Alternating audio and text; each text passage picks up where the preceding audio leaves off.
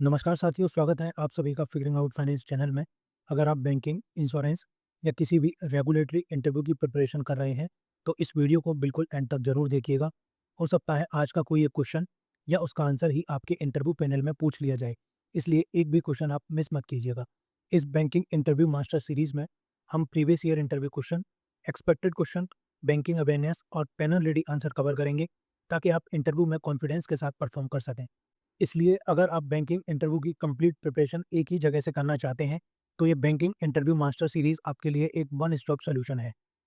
दोस्तों, ये है सेट नंबर 10। अगर आपने इसके अब तक बाकी के पार्ट नहीं देखे हैं, तो आप इनको ज़रूर देखिएगा। इस सेट में जो मैंने क्वेश्चन लिए हैं, वो बेस्ड हैं अकाउंट्स, एनआरआई बैंकिंग और केवाईसी से रिलेटेड। काफ़ी इंपॉर्टेंट क्वेश्चन है और पैनल आपसे ये क्वेश्चन पूछता ही पूछता है आपके इंटरव्यू में। दोस्तों, इन क्वेश्चन के आंसर मैंने इस तरीके से डिज़ाइन किए हैं, जब आप इनका आंसर पैनल के सामने देंगे, तो उसका एक अलग ही इम्पैक्ट पड़ेगा। देखिए दोस्तों, हमें आता सब कुछ है, हमको डेफ़िनेशन भी पता है, बट कभी-कभी क्या होता है जब हम पैनल के सामने बैठते हैं ना, तो हमें कुछ चीज़ें याद नहीं आती, कैसे हम चीज़ों को एक्सप्लेन करें। मेरी ये इंटरव्यू मास्टर सीरीज़ इसी चीज़ में आपको हेल्प करेगी। इन वीडियोज़ में मैं आपको ये बताऊँगा कि आपको पैनल के सामने एक इफ़ेक्टिव आंसर कैसे देना है। और दोस्तों, जो भी मैं आंसर इसमें बता रहा हूँ, आप उसको मॉडिफ़ाई कर सकते हैं अपने हिसाब से, लेकिन ध्यान रहे उसका कॉन्टेक्स्ट चेंज नहीं होना चाहिए। और दोस्तों, जब मैं आपको क्वेश्चन दिखाऊँ उससे पहले आप एक बार उसका आंसर देने की प्रैक्टिस करें। मैं 3 से 5 सेकंड का पॉज़ लूँगा, उस बीच में आप वीडियो को पॉज़ कीजिएगा और एक आंसर देने की प्रैक्टिस कीजिएगा। उसके बाद मेरा आंसर आप सुनिएगा। तो चलिए दोस्तों, शुरू करते हैं आज का वीडियो। आज का पहला क्वेश्चन है, can you tell us the difference between a saving account and the current account? चलिए देखते हैं पैनल को एक अच्छा आंसर कैसे दें। सर, दोनों ही डिपॉजिट अकाउंट होते हैं, लेकिन इनका पर्पस और टारगेट कस्टमर अलग-अलग होते हैं। सेविंग अकाउंट मेनली उन इंडिविजुअल के लिए होता है जो अपना पैसा सेव करना चाहते हैं। इस अकाउंट में बैलेंस पर इंटरेस्ट मिलता है, लेकिन बैंक हर मंथ सिर्फ लिमिटेड फ्री ट्रांजैक्शन अलाउ करता है, क्योंकि इसका मेन पर्पस सेविंग को एनकरेज करना होता है, ना कि बहुत ज़्यादा ट्रांजैक्शन करना। Current account mainly businesses, firm और ट्रेडर्स के लिए होता है, जहां रोज बहुत सारे ट्रांजैक्शन होते हैं। इस अकाउंट पर नॉर्मली इंटरेस्ट नहीं मिलता, लेकिन इसमें अनलिमिटेड डिपॉजिट और विड्रॉल की फैसिलिटी होती है। साथ ही जनरली ओवरड्राफ्ट फैसिलिटी भी मिलती है, जिससे बिजनेस शॉर्ट टर्म रिक्वायरमेंट के लिए अकाउंट बैलेंस से थोड़ा ज़्यादा अमाउंट भी विड्रॉ कर सकता है। सिंपल वर्ड में कहें, सेविंग अकाउंट एक इंडिविजुअल को धीरे धीरे पैसा सेव और ग्रो करने में हेल्प करता है, जबकि करंट अकाउंट एक बिजनेस को स्मूथली ऑपरेट करने में मदद करता है। नेक्स्ट क्वेश्चन है, why does a current account carry no interest? चलिए देखते हैं पैनल को एक अच्छा आंसर कैसे दें। Sir, current account mainly businessman, traders और कंपनीज के लिए होता है, जिनको हर दिन बहुत सारे ट्रांजैक्शन करने होते हैं, जैसे डिपॉजिट, विड्रॉल और पेमेंट, वो भी बिना किसी ट्रांजैक्शन लिमिट के। इस अकाउंट का मेन पर्पस पैसे सेव करना या रिटर्न अर्न करना नहीं होता। इसका पर्पस डेली बिजनेस ट्रांजैक्शन को स्मूथली चलाना होता है, क्योंकि अकाउंट होल्डर कभी भी बिना किसी प्रायर नोटिस के अपना पैसा निकाल सकते हैं।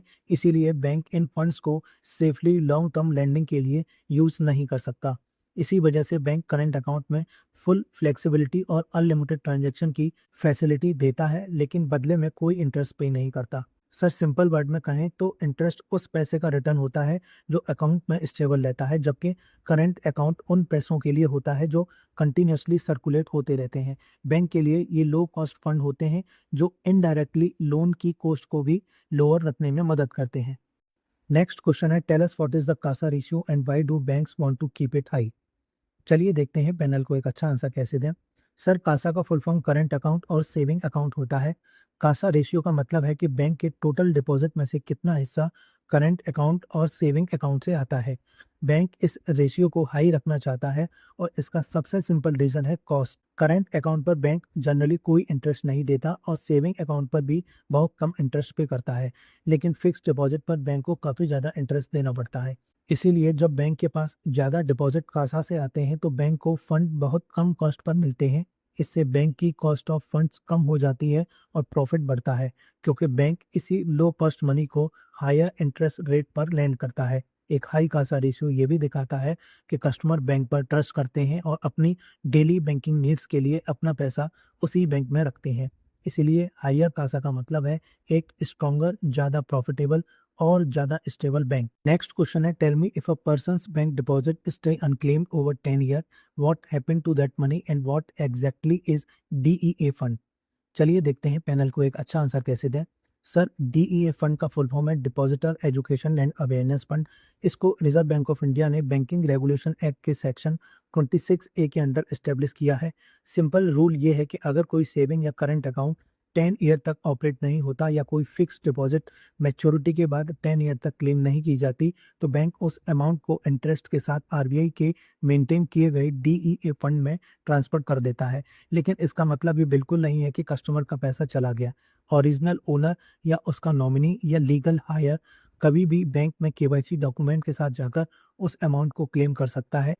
इसके लिए कोई टाइम लिमिट नहीं है। जब क्लेम किया जाता है तो बैंक कस्टमर को अमाउंट इंटरेस्ट के साथ पे करता है। उसके बाद बैंक वही अमाउंट आरबीआई से रिफंड के रूप में ले लेता है। इसीलिए डीईए फंड का मेन पर्पस डिपॉजिटर के पैसे को प्रोटेक्ट करना है और अनक्लेम अमाउंट का यूज डिपॉजिटर के बीच एजुकेशन और अवेयरनेस क्रिएट करने के लिए करना है। नेक्स्ट क्वेश्चन है, tell me if a person's bank deposit stay unclaimed over 10 year, what happened to that money and what exactly is DEA fund. चलिए देखते हैं पैनल को एक अच्छा आंसर कैसे दें। सर डीईए फंड का फुल फॉर्म है depositor education and awareness fund. इसको रिजर्व बैंक ऑफ इंडिया ने बैंकिंग रेगुलेशन एक्ट के सेक्शन 26A के अंडर एस्टेब्लिश किया है। सिंपल रूल ये है कि अगर कोई सेविंग या करंट अकाउंट 10 ईयर तक ऑपरेट नहीं होता या कोई फिक्स डिपॉजिट मैच्योरिटी के बाद 10 ईयर तक क्लेम नहीं की जाती, तो बैंक उस अमाउंट को इंटरेस्ट के साथ आरबीआई के मेंटेन किए गए डीईए फंड में ट्रांसफर कर देता है। लेकिन इसका मतलब ये बिल्कुल नहीं है कि कस्टमर का पैसा चला गया। ओरिजिनल ओनर या उसका नॉमिनी या लीगल हायर कभी भी बैंक में केवाईसी डॉक्यूमेंट के साथ जाकर उस अमाउंट को क्लेम कर सकता है। इसके लिए कोई टाइम लिमिट नहीं है। जब क्लेम किया जाता है तो बैंक कस्टमर को अमाउंट इंटरेस्ट के साथ पे करता है। उसके बाद बैंक वही अमाउंट आरबीआई से रिफंड के रूप में ले लेता है। इसीलिए डीईए फंड का मेन पर्पस डिपॉजिटर के पैसे को प्रोटेक्ट करना है और अनक्लेम अमाउंट का यूज डिपॉजिटर के बीच एजुकेशन और अवेयरनेस क्रिएट करने के लिए करना है। नेक्स्ट क्वेश्चन है, explain the difference between NRE, NRO and FCNR account. चलिए देखते हैं पैनल को एक अच्छा आंसर कैसे दें। सर तीनों अकाउंट नॉन रेजिडेंट इंडियन के लिए होते हैं, जिससे वो इंडिया में अपना पैसा मेंटेन कर सकें, लेकिन तीनों का पर्पस अलग अलग होता है। एनआरई अकाउंट यानी नॉन रेजिडेंट एक्सटर्नल अकाउंट एक रुपी अकाउंट होता है जिसमें अबाउट से अर्न की हुई इनकम रखी जाती है। इस अकाउंट पर मिलने वाला इंटरेस्ट इंडिया में टैक्स फ्री होता है। साथ ही प्रिंसिपल और इंटरेस्ट दोनों को बिना किसी लिमिट के फ्रीली अवार्ड भेजा जा सकता है। एनआरओ अकाउंट यानी नॉन रेजिडेंट ऑर्डिनरी अकाउंट, ये भी एक रुपी अकाउंट होता है। इसका यूज इंडिया के अंदर अर्न हुई इनकम जैसे रेंट या पेंशन को मैनेज करने के लिए किया जाता है। इस अकाउंट का इंटरेस्ट टैक्सेबल होता है और इसमें पैसा अवार्ड भेजने की लिमिट एक फाइनेंशियल ईयर में 1 मिलियन US डॉलर तक होती है। तीसरा है एफसीएनआर अकाउंट, एक फिक्स्ड डिपॉजिट अकाउंट होता है जो फॉरेन करेंसी में ही मेंटेन किया जाता है। इसीलिए इस पर एक्सचेंज रेट के बदलाव का इफेक्ट नहीं पड़ता। इस अकाउंट का इंटरेस्ट भी टैक्स फ्री होता है और पूरा अमाउंट फुली रिपार्शिएबल होता है। नेक्स्ट क्वेश्चन है, tell me which NRI account is fully repatriable and also tax free in India. चलिए देखते हैं पैनल को एक अच्छा आंसर कैसे दें। सर मेनली दो ऐसे अकाउंट होते हैं, एनआरई अकाउंट और एफसीएनआर अकाउंट। एनआरई यानी नॉन रेजिडेंट एक्सटर्नल अकाउंट, एक एनआरआई अपनी फॉरेन अर्निंग को इंडिया में रखने के लिए ओपन करता है। इस अकाउंट में पैसा इंडियन रुपीस में मेंटेन किया जाता है। इसमें प्रिंसिपल अमाउंट और इंटरेस्ट दोनों ही फुली रिपार्शिएबल होते हैं। मतलब एनआरआई अपना पैसा बिना किसी ईयरली लिमिट के आसानी से वापस अबाउट भेज सकता है। साथ ही इस अकाउंट पर मिलने वाला इंटरेस्ट इंडिया में कम्प्लीटली टैक्स फ्री होता है। एफसीएनआर यानी foreign currency non resident account, एक फिक्स डिपॉजिट अकाउंट होता है जो फॉरेन करेंसी में ही मेंटेन किया जाता है। ये अकाउंट भी फुली रिपार्शिएबल और टैक्स फ्री होता है। इसके साथ ही ये एनआरआई को करेंसी एक्सचेंज रिस्क से भी प्रोटेक्ट करता है। दूसरी तरफ एनआरओ अकाउंट जो इंडिया के अंदर अर्न हुई इनकम जैसे रेंट या पेंशन रिसीव करने के लिए यूज होता है, उस पर टैक्स लगता है और उसमें रिपार्शिएशन लिमिट भी होती है।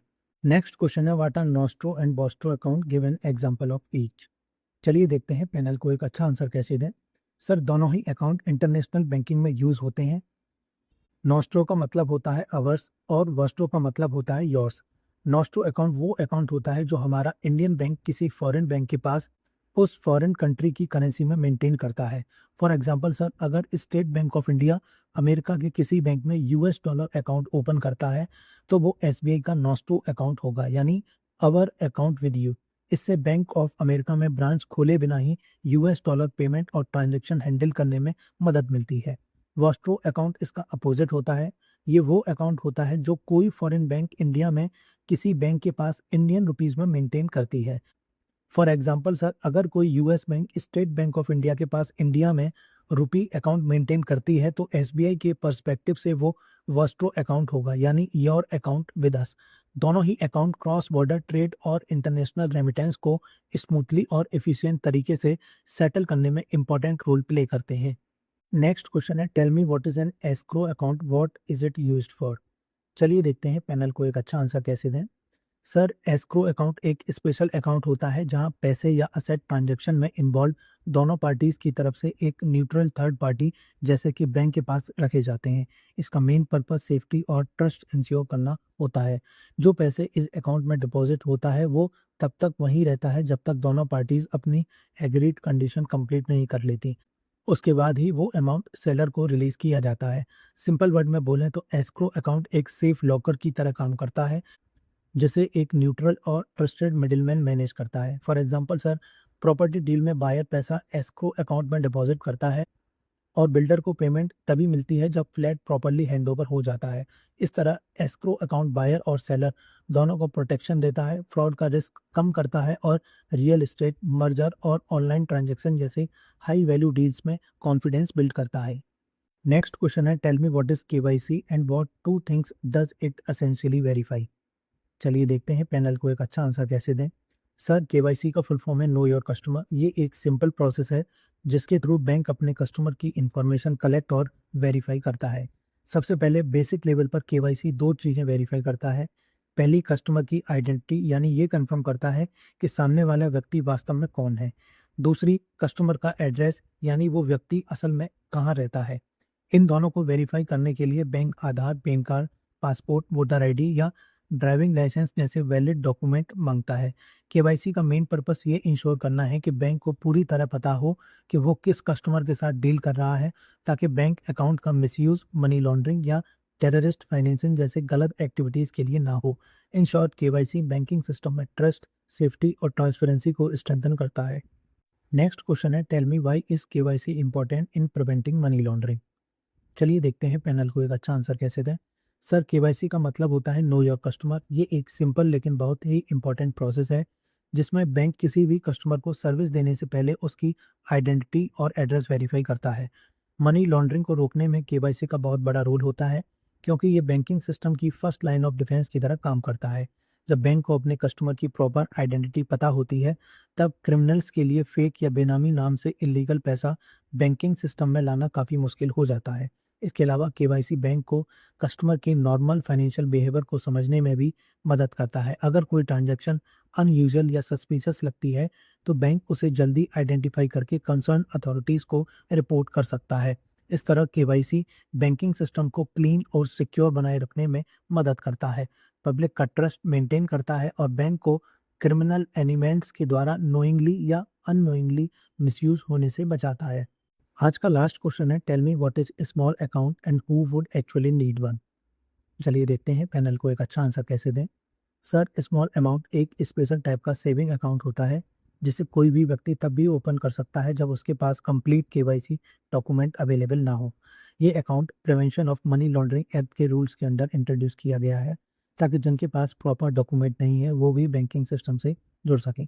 सर, इस अकाउंट में 3 सिंपल लिमिट होती हैं। एक फाइनेंशियल ईयर में टोटल क्रेडिट 1 लाख रुपीज़ से ज़्यादा नहीं हो सकता।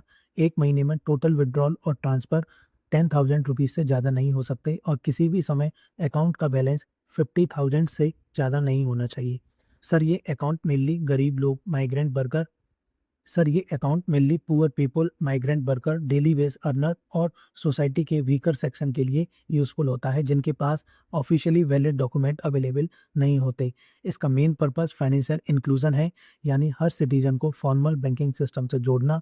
बाद में जब कस्टमर रिक्वायर्ड डॉक्यूमेंट सबमिट कर देता है, तो इसी अकाउंट को नॉर्मल सेविंग अकाउंट में कन्वर्ट किया जा सकता है।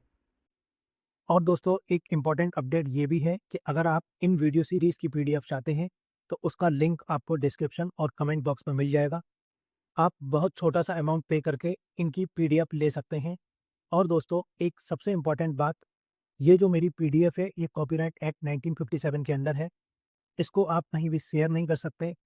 इसके बारे में आप सामने स्क्रीन पे पढ़ सकते हैं, 3 चीज़ें मैंने मेंशन की हैं, इसलिए बहुत ही अफोर्डेबल मैंने इसका प्राइस रखा है।